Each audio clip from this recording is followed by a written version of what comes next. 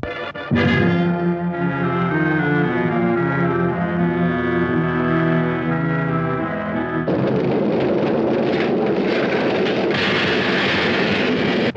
alive! It's alive! It's alive! It's alive!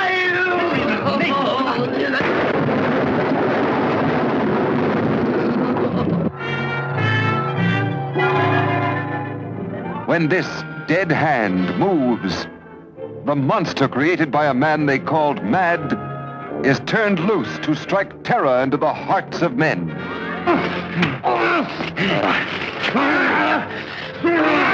To shock women into uncontrolled hysteria. Elizabeth!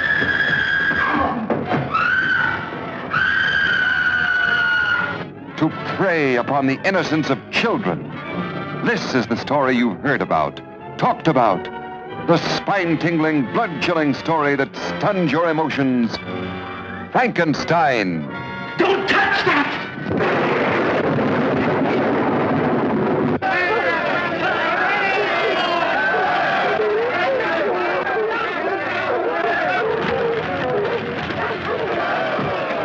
Everyone, and welcome back to the spooky season of the Time Shifters podcast. This is Christopher here, as always, with my good friend Tom. And Tom's excited. It's Frankenstein time! Yes, you said last time that Frankenstein is kind of... This is your creature. This is your, favorite, go-to, of the original monster. Spooky. Yes, of the original monsters, Frankenstein is always my go-to guy. I love Frankenstein. He's had some interesting interpretations over the years. Absolutely. And I don't know if you want to talk a little bit about that now or talk about that later, but I am curious, what makes Frankenstein your go-to? One of the things I think I even mentioned in the last show is, it's the original science fiction. Frankenstein is not a monster because there's some otherworldly thing that has created him. Science created Frankenstein. In fact, if anything, there's some real things to be taken away from Frankenstein. We do them now. We the organ transplants and stuff. Very Frankenstein. So the notion of at least experimenting with early understandings of how the human body works to the point where you might be able to reanimate, and then what would be the consequences of that. That is the heart of science fiction. There's what you can do, and then there's what you should do. And I love that kind of... that dichotomy and all of that. It does something for me. So, and then he's just cool. Yeah, you make a good point. He does stand out as being pretty unique amongst the original patron saints of classic monsters. Yeah, because he's not the supernatural. No, there is nothing supernatural about him. He exists as a result of a scientific experiment, nothing else. So there's no vampire blood. There's no mummy curse. There's no growing hair out of your face.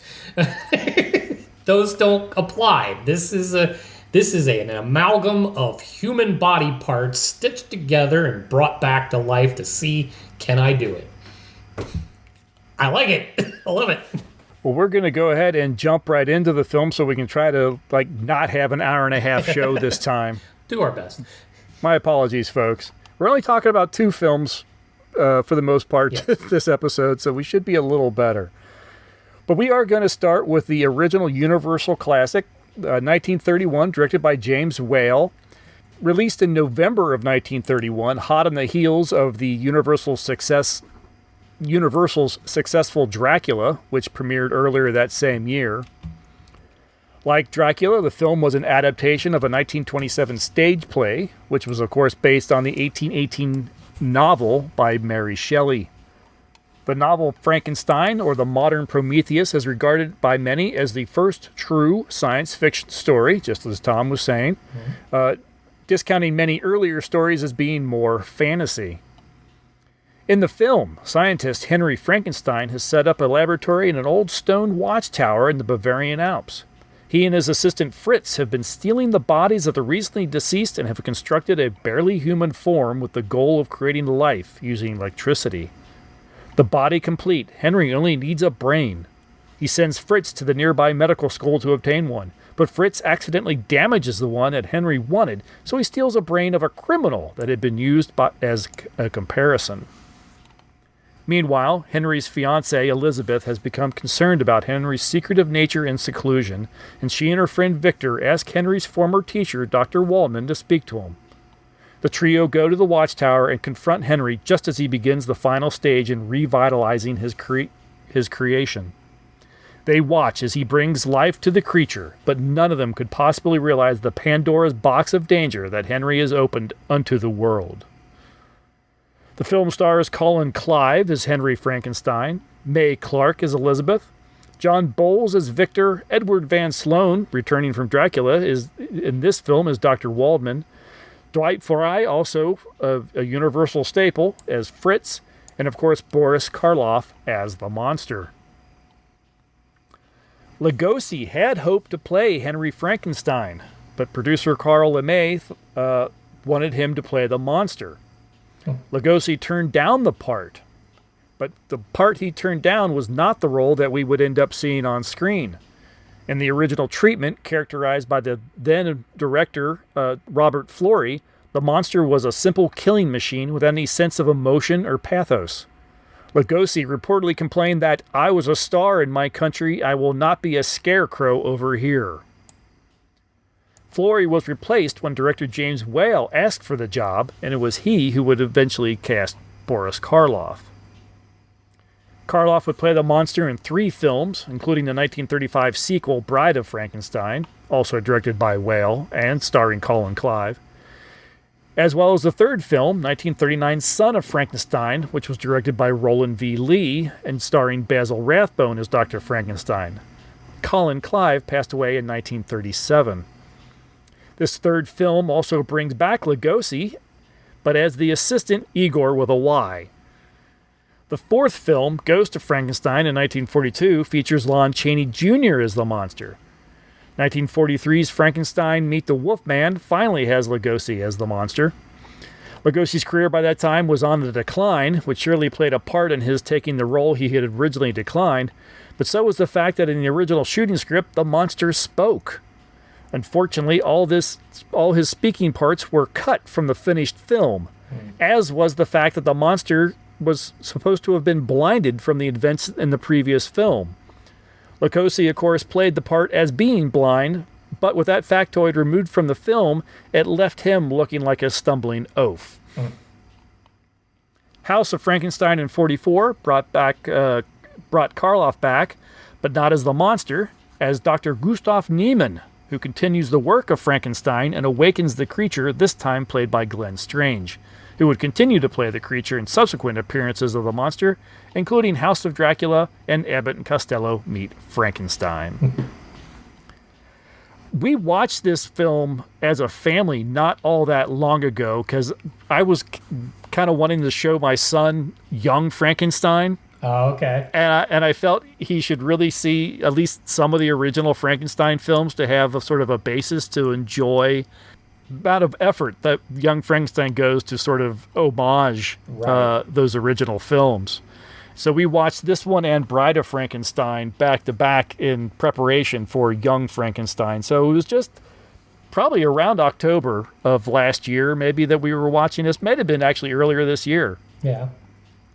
When was the last time you've watched the original Frankenstein? You're not going to surprise me by going, you know what? I didn't see this one. No. I did. I had forgotten quite a bit of it because, I mean, all the standout parts are always the standout parts. But no, I had actually seen this probably in my 20s sometime. So it's not been since the 90s that I've watched this all the way through. But it's been a while then. Yes, it has been quite a while. Interesting. Yeah, because it's got me having a whole new take on some of it. Interesting. So, yeah, what having not watched it in so long and really only remembering the highlights. Right. What was your impression coming out of this watch? Again, still still a good watch, a good start to the Frankenstein saga of sorts, but flawed still.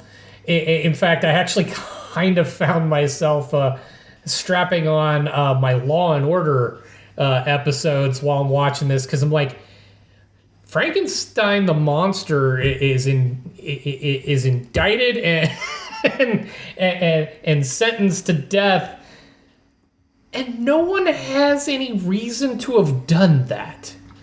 Like, I actually found myself, I rewatched the I'm Maria scene, the little girl sequence. I actually ended up rewatching it 3 times with a little buffer on either side, because I wanted to see, he's obviously hiding. Dr. Frankenstein hasn't told, there, other than the close family members that are aware that he made the monster, he hasn't seemed to have communicated that to the village or anything. And the monster comes across Maria and has a wonderful time with the flowers. And it's clear he just misinterprets something when she makes a boat out of the flowers. Well, I think he thinks he's being playful, and he picks up Maria and chucks her into the water, because Maria's now going to be a boat with the flowers. She's a pretty little girl. There's pretty little flowers. He's being very innocent. One, I'm a little taken aback that he just threw her in the water and she managed to drown instantly. There doesn't seem to be any reason why she died. I think that is an unfortunate sort of product of the time. Sure. In that, I mean, keep in mind, state censors had that scene removed in a lot of places. Oh, really? I was not aware. Yeah. This is, of course, pre-Hays Code. The studios weren't self-censoring for the most part. And so every state had their own censor board. They would preview the films, and they would excise things out. Interesting. And the monster throwing Maria into the water was excised out in a lot of places.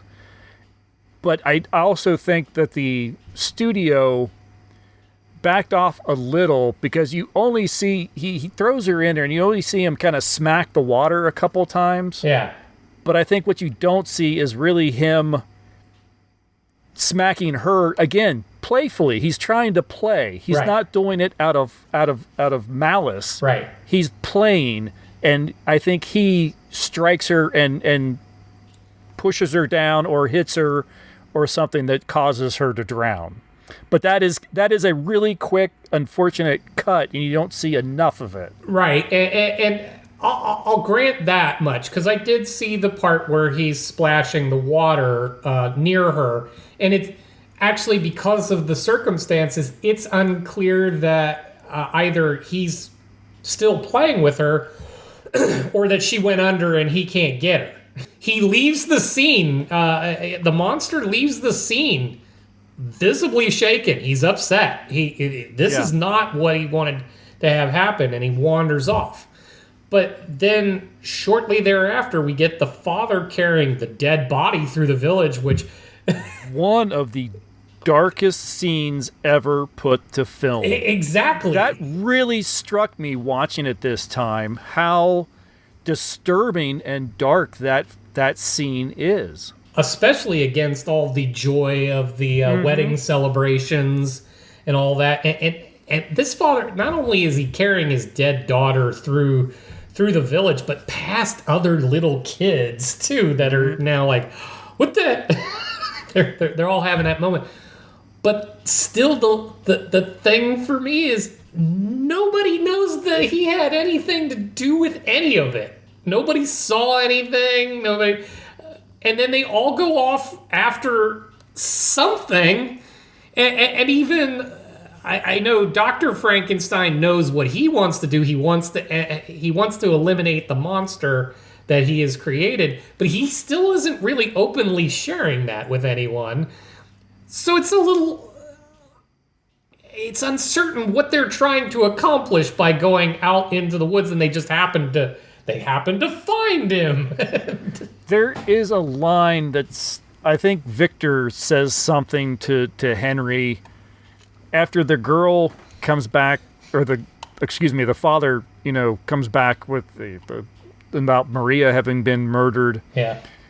There's a line, I think it's by Victor, that or someone that says that it must be the monster. He's been terrorizing the hillside or something like that. There's some line that time has passed and the monster has been sighted and apparently causing trouble. Yeah. But what kind of trouble, and making that leap, right? Like I think is what you're leading to is why is that sudden leap? My daughter's drowned. She's been murdered. It must be the monster. Right. Yeah. No, I mean, little girls fall into rivers and drown accidentally all the time. Why was this that? Especially when they would have had in this time period, there would have been no way to ascertain anything about what happened to her. So, I just thought that leap, and then on top of it, but this is where I'll get to why I like this anyways, regardless of all that goofiness, and I get it. It's how movies were made at the time. All movies of that era are going to be super choppy. There's parts of a story that you need that are just missing for any number of reasons as to why, usually budgetary or just didn't get written to begin with. But all that said, Boris Karloff as the monster is still genius, because despite playing essentially a brainless beast that doesn't seem to know any better or is aware of its own physical strength, it barely knows why it exists, if at all. The way that he still managed to impart some humanity through all of that was just amazing. That's why I hate the scene with Maria and love it as well. It leads to something that there's no excuse for why they jump to that conclusion. But that moment of humanity while he's with her and just being alive and enjoying it, that was amazing. I love that. And it's an aspect that happens in the book. Not quite like that, but still, the monster getting in touch with the fact that I am still more than the sum of my parts kind of thing. I really enjoy that. No pun intended. Pun? Or are you kidding? Pun deeply intended. Yeah, that's one thing. Watching this film, I did notice, and I feel like, it feels like a very abridged. It almost has the feel of a much longer film that's been cut and stitched together. This is no pun like intended. It's hard not to hit these kind of puns. I know, right? Yeah, no, it feels like, this was from the Frankenstein television series, and they spliced together a bunch of episodes to make a film. And there's important bits missing. Yeah, it strikes like, actually, what I would even think more of is like the old serials. Like even going to Bela Lugosi and the Phantom Creeps and all of that. If you just took a bunch of those and all stuck them together, that's kind of how a lot of the films in the 30s, though, just kind of feel. There's not a whole lot of difference between a serial and a long-form film. Yeah, no, that's very good. That's because that's definitely fits closer to, for the time period and everything. That is what this film feels like. So yeah, you feel like you're missing an episode of a serial in between a couple of these things, from the time he creates the creature to the time where, now he's got him, stomping around the watchtower, and then, we got to try to stop him, and they try to stop the creature, and then bam, we're at the wedding. We're like, what the hell happened? And then bam, we're at the lakeside or whatever with Maria. Like, well, what did I miss? Well, and you introduce some interesting plot points and then kind of not do anything with them, like the notion that Fritz was taking the normal brain and ends up with the quote-unquote abnormal brain, and you expect a little bit more to come from like the the monster has savagery as a result of having this angry, abnormal brain. And honestly, everybody else in the film are the monsters. And that's also part of what I like about the story is ultimately the monster is seen as the monster, but only because of the way that he looks. Right. Everybody else is the one with the terrible moral code. Yes.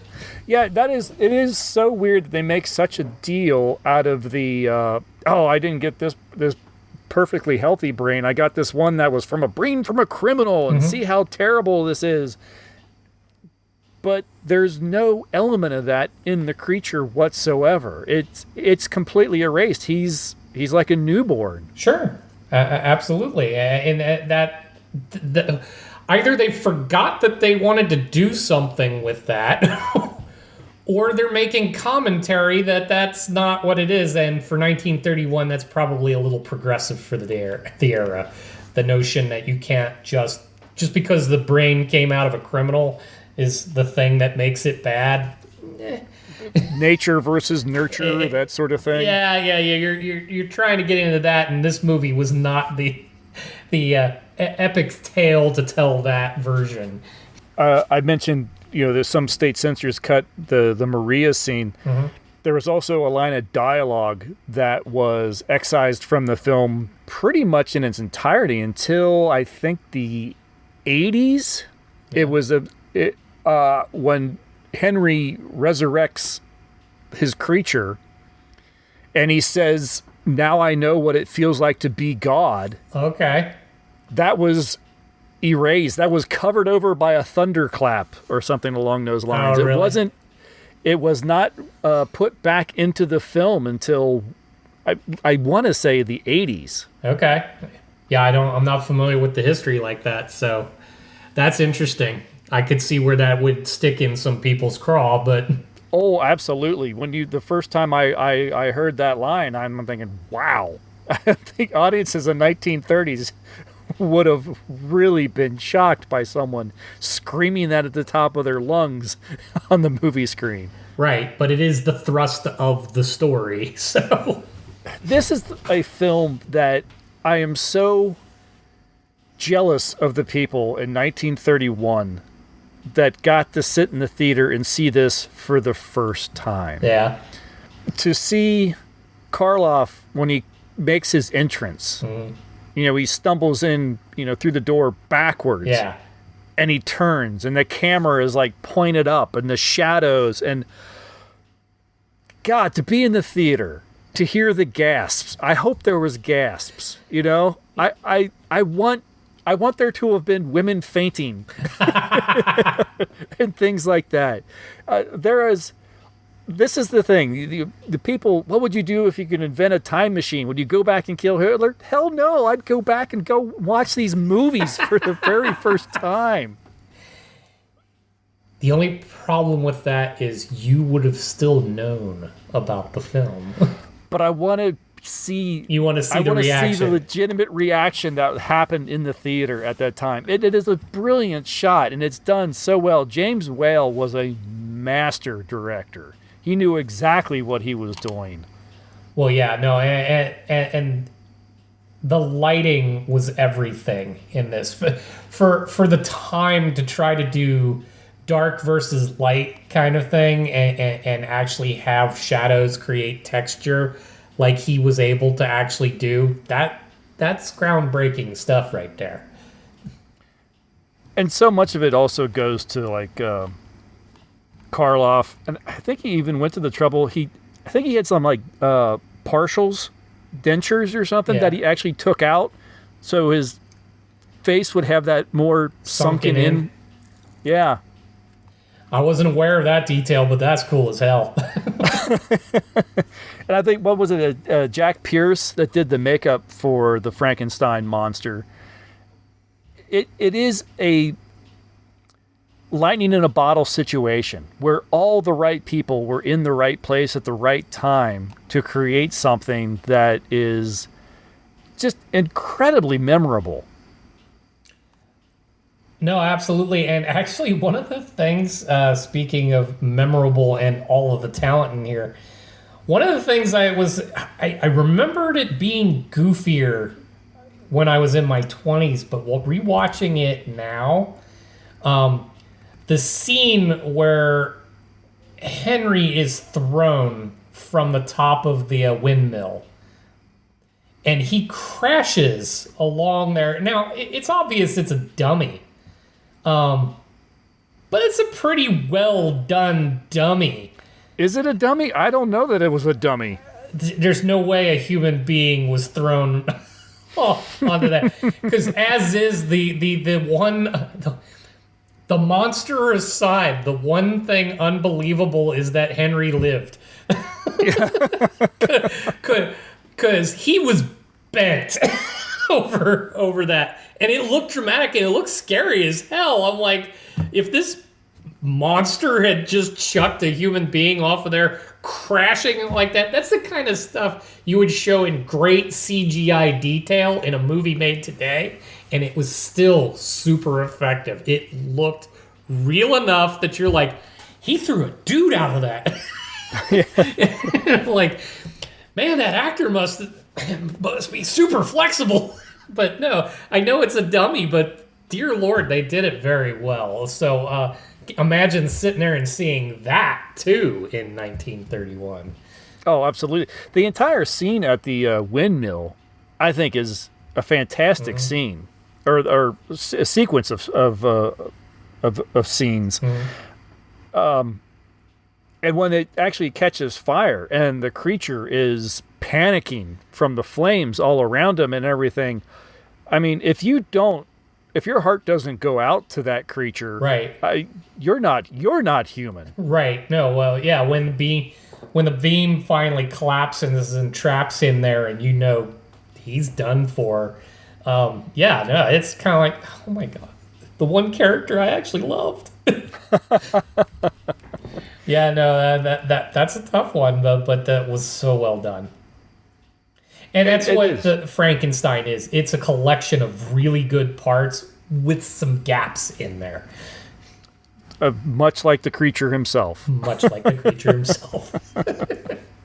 I actually have some social media comments about Frankenstein this time.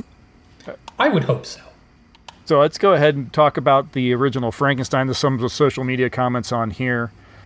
Yeah, over on Mastodon, Walker says he hasn't actually seen the movie, but from what I remember of the book, the monster is relatable because he did not ask to be born into this life and was immediately hated for being different. Very much what you were talking about before, and makes Frankenstein a fantastic analogy that you could place to a number of different situations. No, that's the fun part, is the monster's the relatable character. I have to think that may have been why James Whale wanted this job. James Whale was, as much as he could be out as a homosexual in 1931, he was. Yeah. And I think he could have seen the creature as being a little bit of an analogy to what he's had to deal with in his life. Anyone is seen as the other will have an appreciation for the monster. Absolutely. Walker also goes on to says that look at the Van Helsing 2004 version. The monster is simply a product of evil and not evil in itself. I did also comment, too, that that's one of the more creative creature designs as well. Yeah. No, it's one of the few things from that movie I liked. Yeah, I think we actually covered that movie a year or so ago, didn't we? We haven't actually touched that one, not you and I. No, I thought we had. You and Matt once upon a time. I thought maybe that did come up in it looked pretty, but maybe it wasn't. No, but we can revisit. On Facebook, Cameron says, having re-seen it recently on Svengoolie, I think the original endures because of much like all the best cyborg movies, it shines a light on humanity and what it truly means. The problem with other versions, and even the Poor Things homage, is they try to rely on A-listers to carry them while being gross, bizarre, overproduced, and even erotic. Hey, you're burying the lead here. I was going to say, I've heard from Matt too, but that is more about our next film, so I'll hold off on that. Over on Reddit, I got a little desperate, and I decided to go and post on Reddit. I actually it is a direct question. Why does this incredibly abridged 1931 film adaptation of the 1818 novel remain a much beloved classic? Is the question, is how I put it. Yeah. And we got Firth74. I love this movie because it tells the story in a great way and keeps the parts I love from the book. Is it the best? Maybe not. Yeah. The Cosmic Failure had just recently watched it and was surprised at how it felt quite modern in dialogue, editing, acting, and cinematography. Again, you put that up to James Whale being ahead of his time. Yes, no. Synth Weaver kind of agrees with. They say because it was made by James Whale, the creative mind behind other horror smash hits like The Invisible Man, The Old Dark House, and Bride of Frankenstein. Karloff as the Beast is just iconic. And I kind of forgot about The Invisible Man. We didn't put him in our mix of monsters. Perhaps we need to grow the... I think we need to extend this out even further than we had planned. We had already had talks of adding one more in. Why not two? Real quick, Dove of Doom. Because Boris Karloff's soulful performance combined with Jack Pierce's brilliant makeup design created an iconic vision of Frankenstein's monster that has never been surpassed. And finally, Entertainment Lord, because it's an amazing film that is arguably one of the most important films in the horror genre, along with the other Universal monster movies. And while it's not accurate to the book, I'd say it still follows the main theme of the book being science gone wrong. So that's what I got from the social media's comments about 1931's Frankenstein. Would you like to hear some of at least what I dug up? Yeah, absolutely. So I didn't get timing on these. I pulled mostly from the Wikipedia, but going with New York Times, Mordaunt Hall, and I think we even heard from this person for Dracula. He said that the film aroused so much excitement at the Mayfair yesterday that many in the audience laughed to cover their true feelings. Mm-hmm. There is no denying that it is far and away the most effective thing of its kind. Beside it, Dracula is tame, and incidentally, Dracula was produced by the same firm. So, and you know what? I would agree, besides Frankenstein being my guy, I do find Frankenstein to be the more compelling of the two movies. Oh, absolutely. No, compared to Dracula, this is leaps and bounds a better film. Mm-hmm.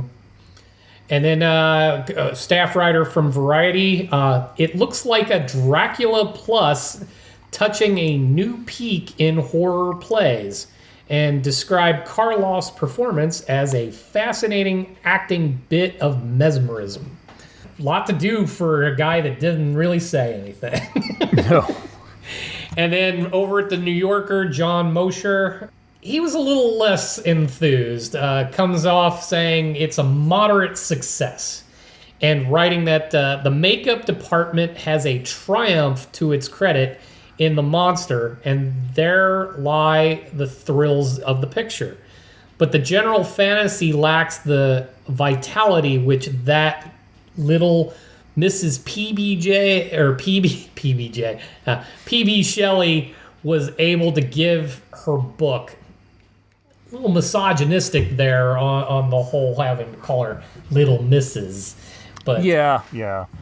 But definitely a fan of the book and thinking the film did not do it justice, I think, is what the boils down to. And show me the film created in the 30s that was going to be a perfect representation of a literary piece of art.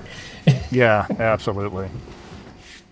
Very interesting. Those are an interesting take. But there you go. See, that's what I was talking about. I wanted to be at the Mayfair.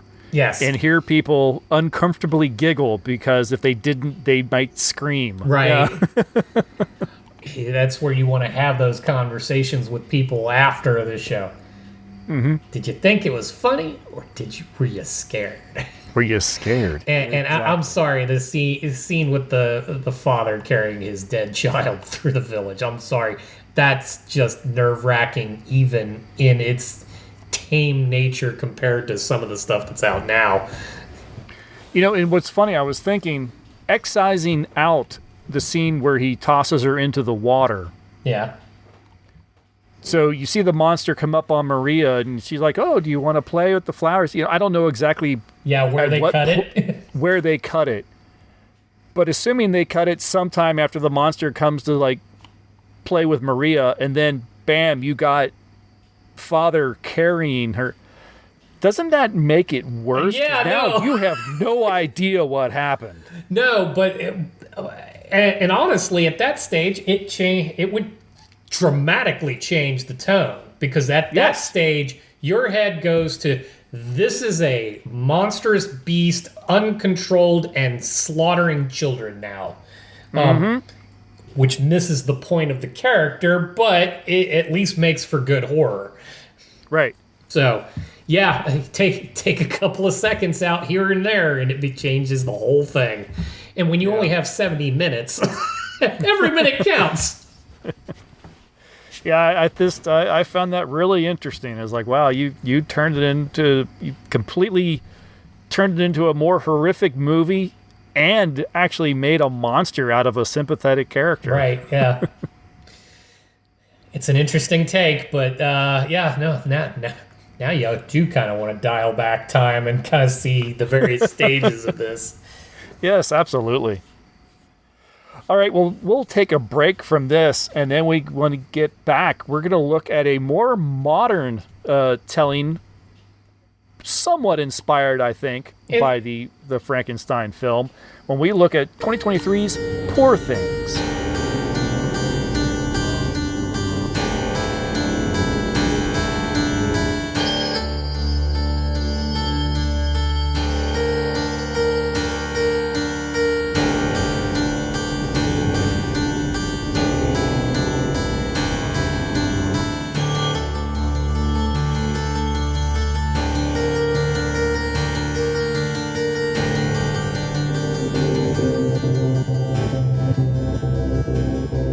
Hi, I'm Jeff Owens. And I'm Richard Chamberlain. And we want you to join our club, the Classic Horrors Club. Every month, Richard and I host the Classic Horrors Club podcast, where we talk about our favorite subject, horror movies. Some of them are classics. We all go a little mad sometimes. And some definitely aren't. What you see is real. What's done is done, and what I've done is right. It's the work of science. But we love them all the same. We also have special theme months where we highlight the legendary stars. And we head to the drive-ins of the past every summer for exciting double and triple features. Hi, I'm Chili Dilly, the personality pickle. And we even have occasional guests. My obsession, and it is truly an obsession, I suppose, of Frankenstein, the True Story dates back to when it first aired in 2 parts on NBC in 1973. So join the fun and listen to the Classic Horrors Club podcast today. Hosted by SoundCloud, we're available wherever fine podcasts are found. And for even more fun, check out the video companion on our YouTube channel. And remember, we sincerely appreciate your patronage and hope we've succeeded in bringing you an enjoyable evening of entertainment. Poor Things from 2023, and I keep seeing it pop up as 2024, and then I see it as 2023. I do believe it came out in 2023. Yeah, I believe so too. Yeah. This was directed by Yorgos Lanthimos and based on the 1992 novel by Alasdair Gray. It stars Emma Stone, Mark Ruffalo, Willem Dafoe, and Rami Youssef. In a surrealist version of Victorian London, a very pregnant woman leaps from a bridge to her death. But her fresh body is found by an unorthodox scientist and surgeon, Godwin Baxter, who does what he sees as an act of compassion for the innocent life of the child and performs a transplant of the fetus's brain into the body of the mother. He names her Bella Baxter and brings on a promising student, Max McCandles, to help record her development. Over the months that follow, Bella's intelligence and vocabulary improves and her childlike wonder of the world grows. Encouraged by Godwin, Max falls in love with Bella, and the two make plans to marry just as Bella begins to discover herself and sexual pleasure. Not finding a release from the street-laced Max, Bella runs off with an unscrupulous lawyer, Duncan Wedderburn, to explore and discover the world. Although Bella learns a lot about pleasure, as they travel the world and meet more people, her mind is also open to greed and suffering, as well as philosophy and friendship. And Bella begins to discover all the things that make her feel alive. This was a film both of us wanted to watch. We hadn't, I don't think either one of us had gotten around to it. We knew it had a connection to Frankenstein. After watching it, maybe a looser connection to Frankenstein than I might have originally wanted. It doesn't mean I'm sorry I watched this film. Right. I think this is what you see in Poor Things is had the Frankenstein monster been allowed to continue to develop under maybe different tutelage than Henry Frankenstein was willing to offer. Right. We would see something like we see here with, at least in the beginning of the film here, with Poor Things, with Bella. I think it's a closer homage. It clearly goes in different direction. This is the more, what if the monster was cared for and such. You get that because, I mean, actually the circumstances, as you described with Professor Baxter, which I absolutely adored that they kept shortening Godwin to God. That's entirely intentional, and that in and of itself is also an homage back to the original Mary Shelley story. But if you read one, it's deeply disturbing if you think about this too long, too hard. The notion that he took a dead woman and took the live baby from the dead woman, and instead of just raising the baby, he took the brain out of the baby and put it back into the woman and then reanimated her. This new creation. The mind F in that alone is just insane, and I love that they actually got around to it in the film later too. The when she finds out who she is, and how she even chooses to handle it is insane and awesome all at the same time. I love that the way they wrote the character of Godwin Baxter is that we get little, not even hints, we get flashes of what his life was like growing up with his father, who was also a scientist and a surgeon. Right.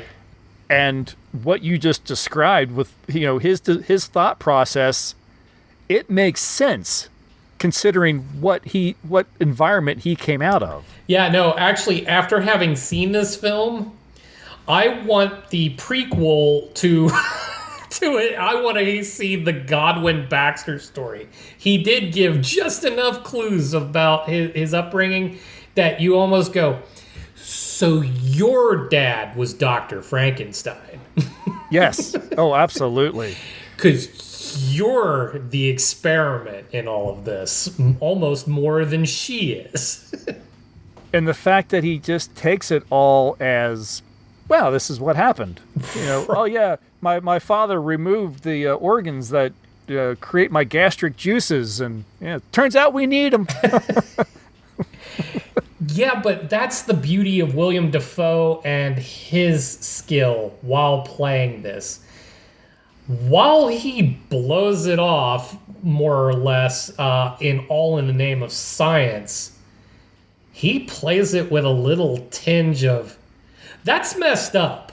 Like, I know that was messed up. I know nothing about my childhood is what people's childhood should be. And that's the beauty of his character, especially as it relates to Bella, is he sees himself the scientist his dad was trying to be, and in turn ends up becoming the father he wishes his dad was. Yeah, very nice. Yeah, no, it's such a nice piece in all of that. Is you watch the man soften. You see what happens when he's stricken with grief as she goes out into the world, and he can't even understand it. He's never felt that before, and now he is, and he's tried to make yet another version of her, and it pales by comparison not because it's not working, it's because it's not her. Mm-hmm. And he even caught himself when he's like, I messed up. I feel something, and I'm not supposed to. This is supposed to be an experiment. And when the experiment is raising essentially a child, he got emotional in it, and that was amazing. Just that part all by itself. Yeah, William Dafoe was such a great choice to play Godwin Baxter. He does such an amazing job. Willem Dafoe, I think, is... I know he gets plenty of accolades. Mm-hmm. I still think it's not enough. No. I think he's like, despite all the awards and all the accolades he gets, I still feel like in some way he's an unsung... Right, because he has a tendency to be the character actor, and it's his looks that kind of force him into that. But he's so good all the time. Like, he has such presence that when he's there, you can't not know that he's there. Right. Like, I've even taken to showing my son. We're starting on some of the John Wick movies, and he's in the first one. And despite all the things that happen in that first one, he is still a standout character. He's barely in the film. That's how good he is. I always go back to like John Carter of Mars. Sure. Oh yeah. He's a CGI character. Yeah. But damn it, Willem Dafoe is there. Oh yeah. And he does a great character. No, he's absolutely a presence. I love him, but in this, he just a whole other level.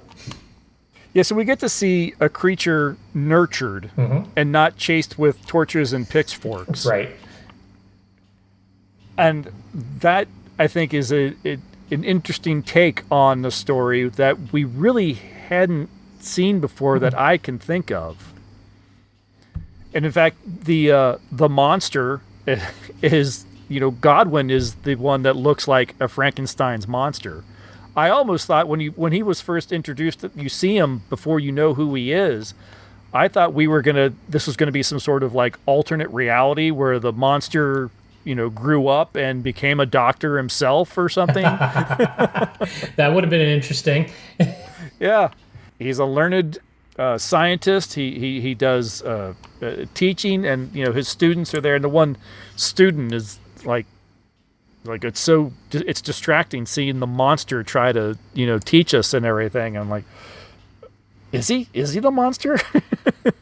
No, actually my favorite homage to the original Frankenstein and the book itself was when, with Bella, we're following her, we're getting toward the end.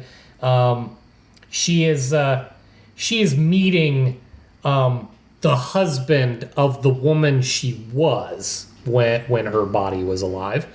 And as she's learning some things, he actually describes to her that she was referencing the baby as the monster. And the notion that the baby is the monster literally in this, I'm like, that's awesome. I really kind of dug that.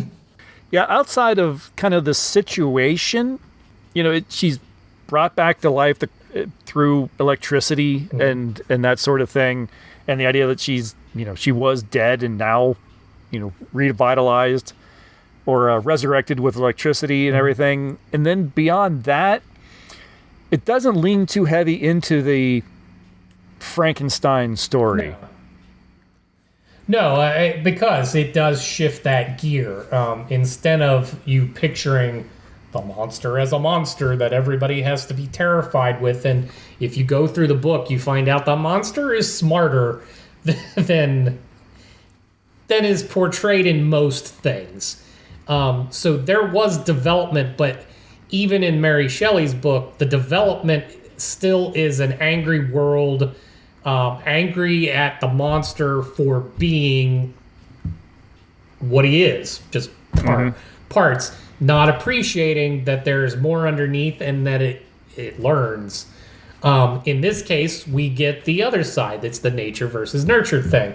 So we're nurturing this one, and the development and the innocence and the notion, and this is, again, part of that minor F in all of it, is the concept of putting an infant mind in an adult body, and what would that look like? I like the notion that development might happen more rapidly, even because there's no motor skill thing to overcome other than learning your spatialness. You're not starting off super small and very vulnerable. You're already capable, theoretically, of taking care of yourself. So there's a quicker developmental pattern in that, but that nurturing really kind of brings a new aspect to the story that I really loved. I loved how they did this, the notion of what if you take a mind that is completely innocent and let it experience everything all at once?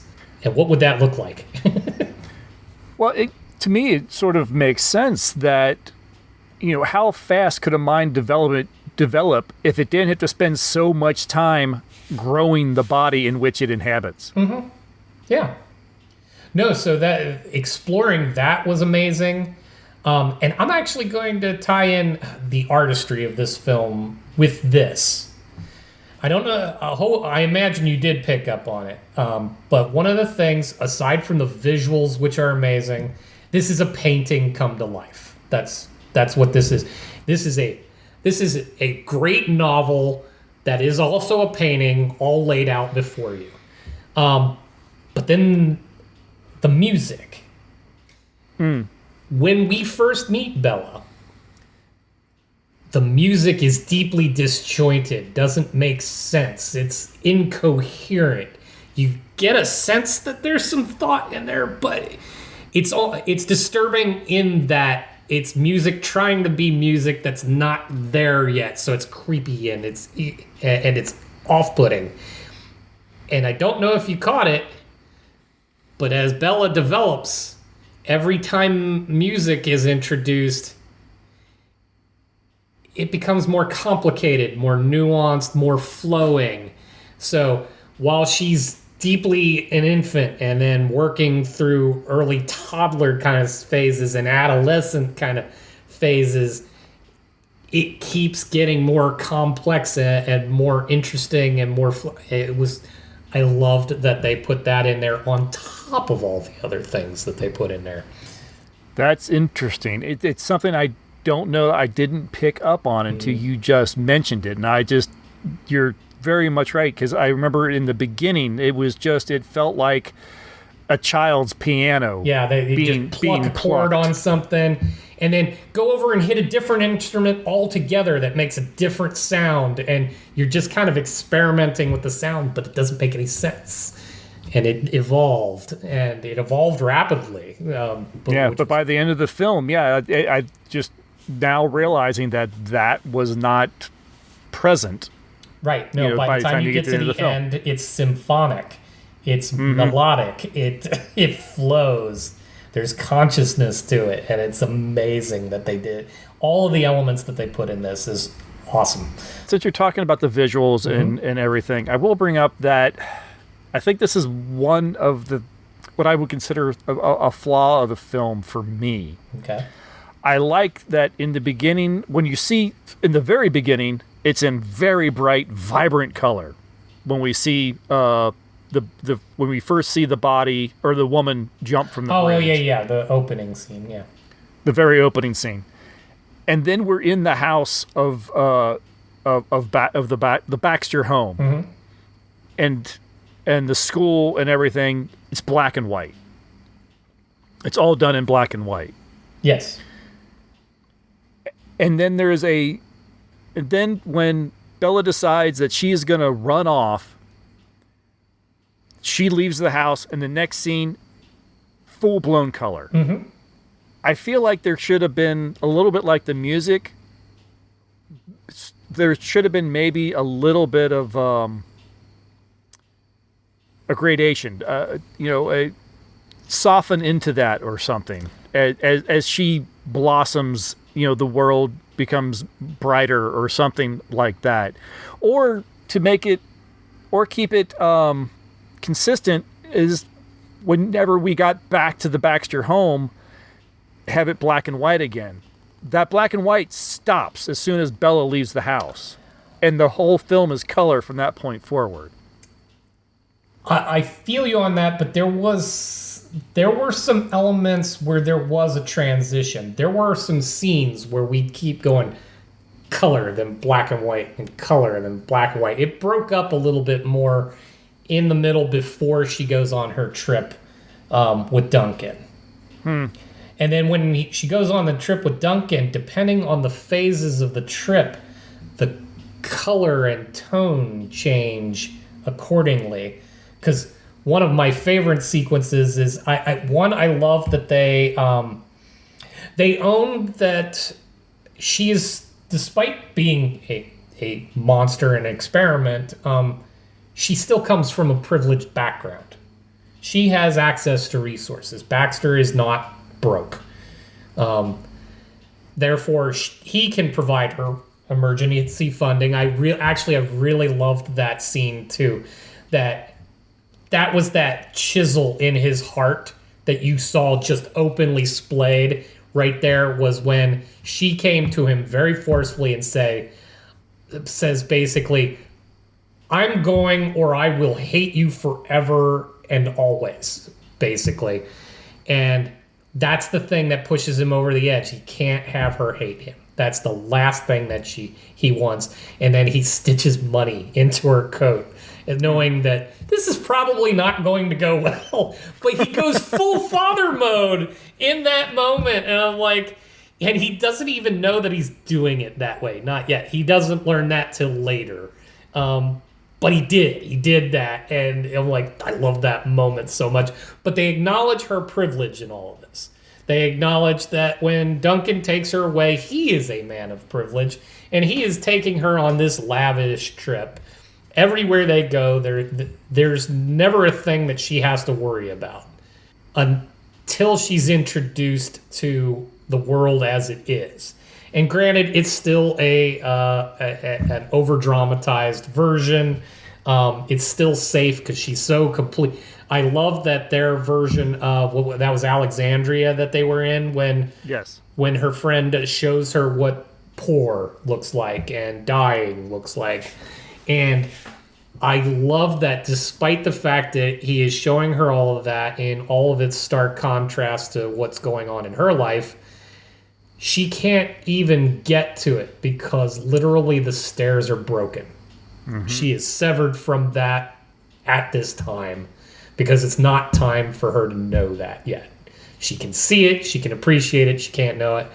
And I kind of like that they still found a way to bring in some reality into her world despite her level of privilege throughout. I think this is a film, I didn't realize it at the time watching it, that I really want to see if there's a commentary with the film. Kinda, yeah. See what the director, what his thought was. And that's what's fascinating about this. You can't watch this and just have like 1,000 thoughts. Because it is beautiful and disturbing all at the same time. It is sweet and tender and gross. It takes the truly innocent and the truly deranged, and it still pairs all of it together. And yeah, you kind of want to know what's going through the minds of the people that made it. Mm-hmm. Because there's what you're going to feel and think about it. But I really do kind of want to know, how did they feel and think about it during it? And I don't tend to watch commentary much because I just want to enjoy for what I enjoy it for. But this one, I would be fascinated by that. they make a good portion of this film is Bella discovering her womanhood and discovering what carnal pleasure is. And it's a statement on society, I think, that is a element of this story you would not be able to tell with a male creature. No. No, it would hit completely different. And very disturbing. Well, I think that's odd. Why would it be disturbing? Everybody goes through it regardless of their gender. True. Yes, as a society, I think we would look at that and find that distasteful. True, and that's part of, I think, what this film is even kind of going for. And some of the reviews get into it a little bit, and I tried to actually steer away from some of that as I looked it up. But the notion of, because they have chosen a female character to do this with, and they have made her as promiscuous as they set out to do, based on and this is where there's the genius of having a child mind in an adult body. Despite having the child mind, she latches on to the notion that this is enjoyable. And that is a truly innocent and actually kind of beautiful moment. When we all discovered it, it is mind-blowing how discovering your body feels. And the way that they're showing it with her is amazing. There's an innocence to it. And then, as we all know, if we explore that realm too far, sometimes it can be a little bit of a preoccupation. and unhealthy behaviors can come from preoccupation into the joys of one's own body. But somehow it sits more innocent coming from a female character than a male, only because we males have a tendency to be just gross all the time. You gotta own what's true. If there's a reason, it's a stereotype that sex is on our brain all the time. Why? Because it's true. Do you think they leaned into it a little too hard, though? A friend of mine, I couldn't help but, after I watched it, I posted that I had watched it on my personal Facebook page. And one of my friends put all caps that she hated that film. Yeah. And I said, fair enough. I could see where it wouldn't be for everybody, but why all caps hate? And she's like, I'm no prude, but the sex was just gratuitous and unnecessary. You'll have to give me your take, but I can't. I completely disagree. And I'll give you my take, but I'm curious what yours is. I'm torn. Yeah. Because I think it was important to see, the character. It was part of this character's development. She had to come to that realization that you had just mentioned, that, this can be a preoccupation, that this can be turned into a bad habit. Mm-hmm. But did it need to go to the depths that it went? I'm not sure. By no means am I calling you sexist in any stretch of the imagination, or some folks, but it's that ownership of it by a female character, and the fact that it's all done from the point of view of a far more innocent mind, a developing mind, taking her through first just the sheer pleasure of the act, even if it's just herself doing it, just exploring how wonderful it is to have a human body and the things that it does. And then, because she wanted more, she wanted that partner thing. So and that's some of the funnier parts. She knew she wasn't going to get that from Max, because Max was behaving very civilized, or at least what society deems civilized. So the fact that he won't break his own boundary meant she can't explore. So going ahead and taking on the relationship with Duncan, even in her innocence, knowing, I'm going to use him. She flat out, I am using you. You're fun. I think you're good at this. I'm going to enjoy that. And then finding out through growth that sex doesn't make a relationship. And finding, I enjoy the physical with you, but you're a despicable human being. and learning through that innocent interpretation that my physical joy does not outweigh my hatred of you. So and making that in the most innocent of ways, and then taking it to the next step. Okay, they have now put themselves in the most wretched of circumstances. They have no funds. He is dead broke. She has no money other than what's stitched into the lining. And now they have to find a way, and because she enjoys the physical, she has no compunction about the making money off of doing something she already likes. Now, granted, we've chosen a far more flowery version of a brothel to put her in. Never be like that. We know that to be the case, but this is a fantasy film, and we are trying to tell a story of a young person's growth and empowerment, and the fact that they could take the concept of a woman enjoying sex and then using it to an end, and then still being devoid of the moral circumstances that society puts on it, empowers her. No one can hold... that was the Duncan character's biggest problem with her. Is like, I have nothing to hold you. There is nothing I bring to the table. You enjoy sex with me? Sure. But that's not enough to keep you. So she learns that about herself. And honestly, if all people everywhere would understand that nobody really has any power over you unless you give it.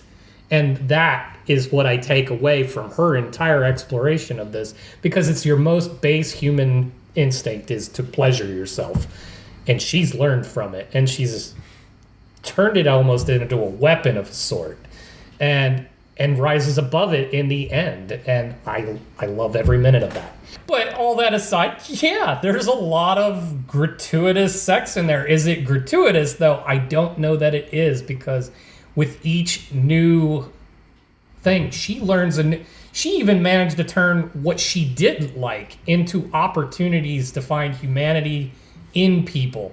I love the one scene in particular where one of the Johns wanders into the brothel, and she sets terms with everybody, and she says, you're going to tell me something true about you. I'm going to tell you a joke, and then we're going to fuck. and it starts off so awkward, and it becomes a beautiful moment when the whole thing finally unfolds, and you're like, yeah, okay, yeah, I see what she's doing, and why would you, if you were in the position to do it, why would you not? You've learned so much about human beings in what she was doing. Granted, never goes down this way in reality. Never. Humans don't work quite like that. But the concept that you could explore openly what it really means to get into being with another human being, and then trying to bring a little bit more out of them while you're also satiating your base instincts, that's kind of amazing. I think this film in a single movie does what many of the Frankenstein films or films inspired by Frankenstein have tried to do over nearly 100 years, is explore what is it to be alive. I think this film does a better job of it in a single film than a lot of instances have done in multiple films or an entire television series. One of our favorite shows, Star Trek Next Generation. Yes. Data is effectively a telling of the Frankenstein story. Oh, absolutely. He's the experiment that wants to be human. Yeah. What is it to be alive? What's that defining factor? And that's Bella. She's asking that of herself. And she's exploring the world, trying to find that answer as to what makes me me. It's a fascinating film for that alone. Oh, I know. To that, you have to get into the sequence where she's brought home because Godwin is dying. She's had her little escapade in Paris. She's prepared to... I love how she calls it practical love. She's prepared to have practical love with Max. And that's when even the male ego can only take so much, and he has to go, well, I'm passionate too. and she kind of has an almost eye roll moment in that. But I'm sure you are. Yeah, but and then they go to get married, and that's when the prior husband of the Victoria character comes in, and this is the only aspect that she knows of in her life so far that she has not explored. She's already learned that she is her own daughter and is her own mother, and as Godwin even explains, and none of them all at the same time. So the one piece that she doesn't have out of the equation is, what was Victoria's life? Am I Victoria? So she actually openly leaves her own wedding to go and explore this wherever that takes her. And as it gets darker as it goes, and she's exploring that, she was still open to that experience because it just adds more to her story. It tells her more about who she is, and she learns very quickly, I am not Victoria. I am not your wife. I am not even your daughter. I am none of these things. And if all of you thought I was a monster, you just wait. So you bring it up, and at first blush, my first thought is, did we even need that? You could have cut the last 20 minutes of this film out. Right. You know, you could have ended this with a happy ending with the Max marriage? and Bella getting married. Yeah, exactly. But they don't. They continue it on, and they do this, and that's fine. And you know, it makes sense for what you're saying. You know, now she wants to know, who was she? You know, it's another experiment. It's another experience that she wants to add to her repertoire. You know, and that's fine. As the situation goes on, she's in a position where she could now leave her former husband, whatever you want to call him. There is no title for what he is in this scenario. Right. He has been injured. He's shot himself in the foot. He could easily bleed out. To prove that she is not Victoria and not a monster, she saves his life. But then puts the brain of a goat in his body and has him eating grass in the yard. And that's how the film ends. Wow, that's like a 180 of those last few minutes. That one I'm going to give you. That is the one drawback for me, because you either needed to go a little further and find out that his brain is in the goat's body. Because if the goat were busy looking completely insane because it can't communicate because it's a human brain in a goat body, I might have given a little more credence to her experimentation, essentially saying, I am my father's daughter. Right. Because she does say that toward the end when she does bring him back, is I'm like, this is home. This is where I am me. And she states that outright. And then we go on this, but either do that or don't do it at all. Like, you still, you didn't save him if you carved his brain out and just put in a goat's brain. Exactly. It just feels like you took what's supposed to be a happy ending and you made it look very cruel. Yeah, no. Is it just you feel like, oh, this guy was evil, so he needed his comeuppance? Well, and I'm okay with some comeuppance, but you didn't actually give him comeuppance because he's not aware of what has happened. The goat is now deeply confused. That's what's happened, is there's a very confused goat. When I first saw the goat there, I'm like, his head's going on the goat body. Because we saw that Godwin loves to stitch animals together in all sorts of wild arrangements. Yeah. In fact, they do it very subtly at the beginning. And there's a couple of animals you see go by that you have to go, wait, what? Because like a dog wanders briefly across, but it takes a second for you to go, there's a goose head on its body. Yeah. So that's what I'm looking for in all of that. The comeuppance isn't the problem. It's that you didn't actually give it to him. Mm-hmm. So they needed to change that or drop it altogether.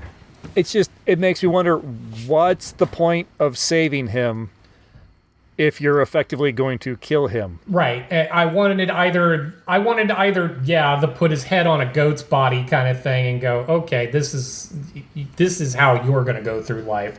You behave like an animal, you're going to be an animal. I could have gone on with that. Either that or in the sequence where he's trying to kill her, only to shoot himself in the foot, I wanted him to maybe try something else that just ended up ending his own life. Yeah. Like, she didn't have to be the implement of his death, but he needed to push the line so far that he got himself. Right. Keep her innocent in the situation. Yes. Yeah. No, because that was supposed to be the thing. And the movie very keenly at the beginning leads you to believe that Bella could be the monster that you're expecting, because the sequences where she wants to cut too. Mm-hmm. And she gets a hold of a scalpel and he goes, only on the dead stuff. And she goes over and starts just pounding a scalpel into some dude's eyes. And I'm like, oh. That's actually something I wanted to mention is earlier on when we first started talking about the film, and the conversation kind of ran away from me, is that, yeah, you get the impression that we are going to end with her as a monster, because scenes like that, when they finally actually go out in the woods and Max shows her, look, I have a frog. She's like, kill it. Right. And she smacks his hands to make him crush the frog and kill it.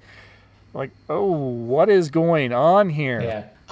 And I think that's also supposed to be that arc of intellectual growth and maturity. I mean,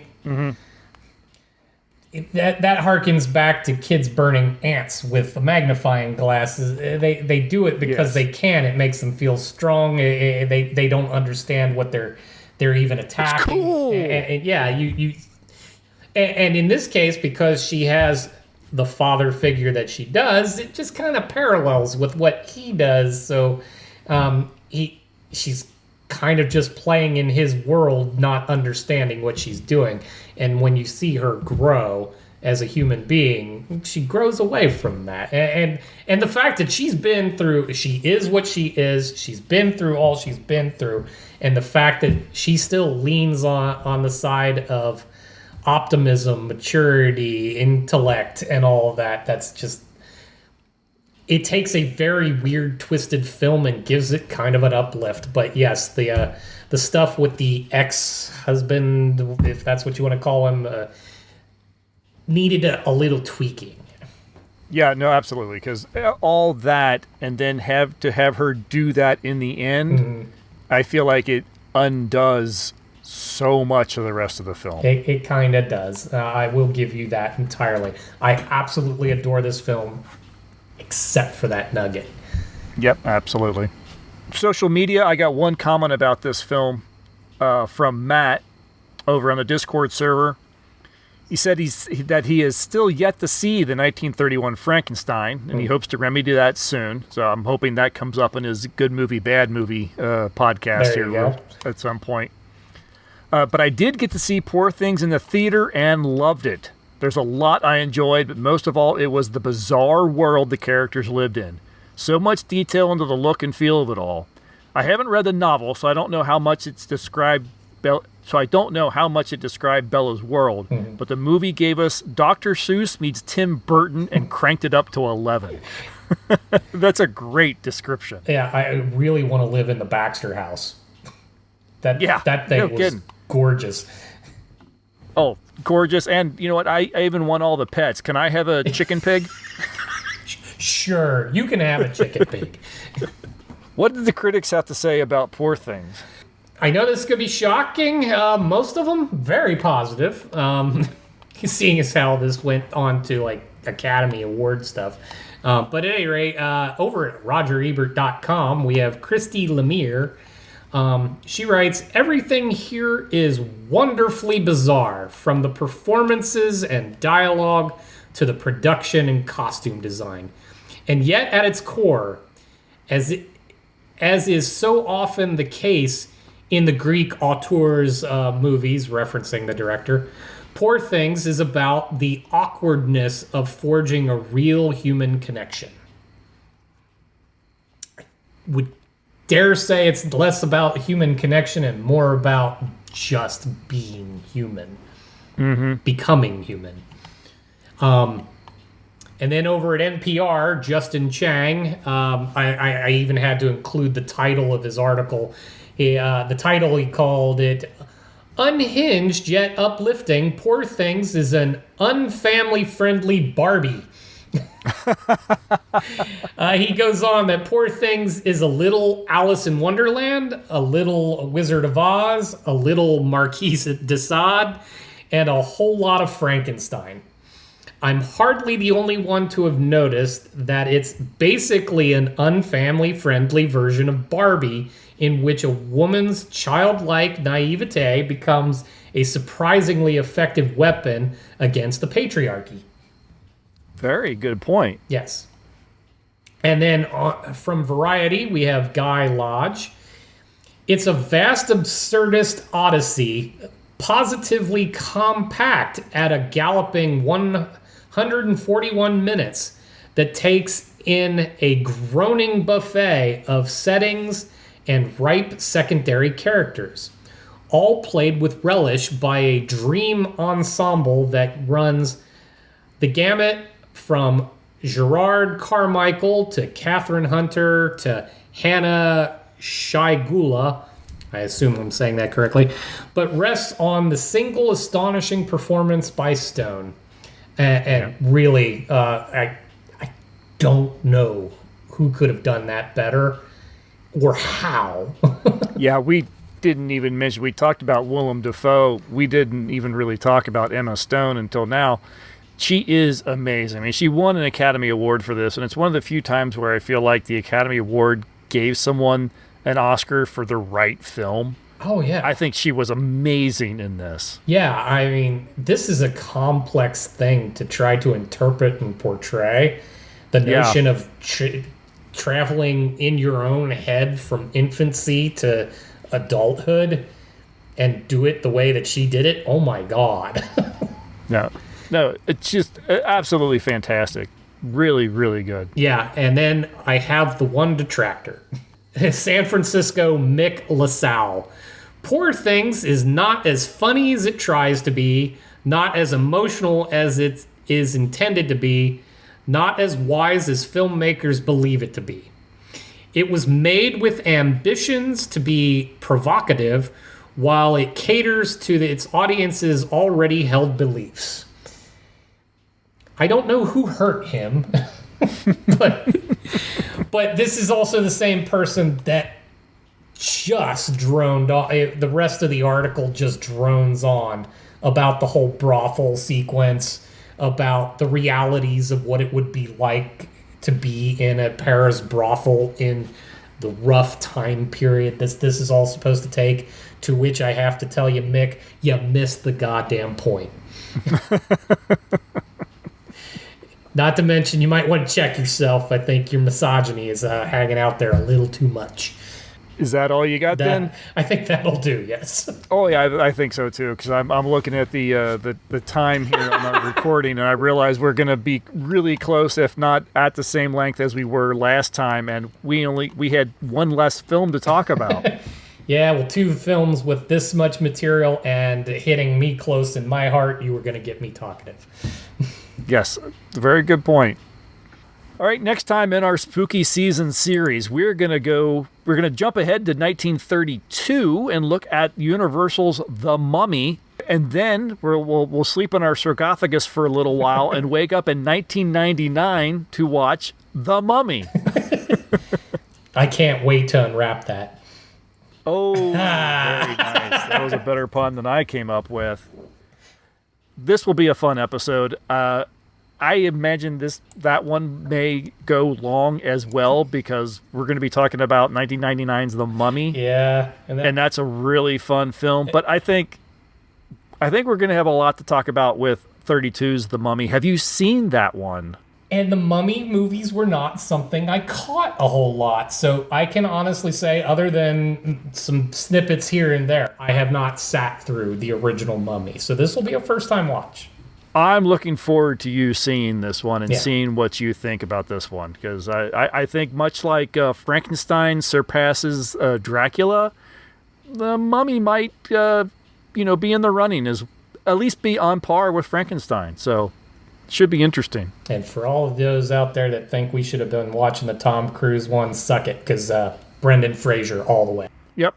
Yeah. No, I think when I first threw this out onto the social media and everything, the general consensus was that if we don't talk about the Brendan Fraser Mummy film, pack it up and go bother? home. Yeah. and we do not want to disappoint our listeners. Absolutely not. Or ourselves.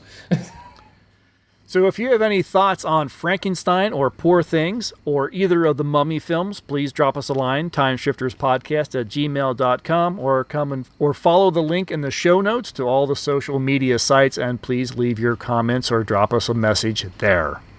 That's going to do it for this episode. Tom, as always, thank you very much. Thank you for this one myself. Yes.